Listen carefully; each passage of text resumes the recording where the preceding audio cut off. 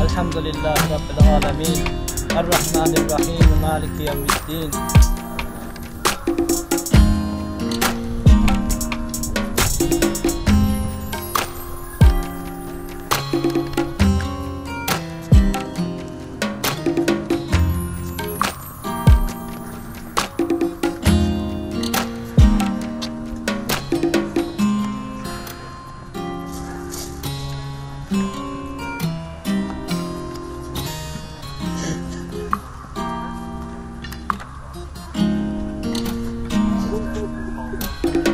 Hər bayramda, artıq müharibədən sonra ikinci bayramdır, biz gəlib şəhidlərimizi ziyarət edirik. Allah millətimizi var eləsin.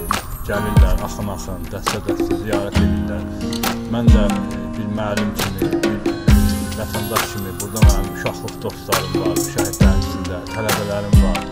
Bəli, bu böyük qürur hissidir. Bizim üçün də, Azərbaycan üçün də bütün qürur hissidir. Əgər biz bu qürur hissini yaşayırıqsa, şəhidlərimiz sayəsində yaşayırıq. Allah yenə deyirəm, hamısına rəhmət eləsin.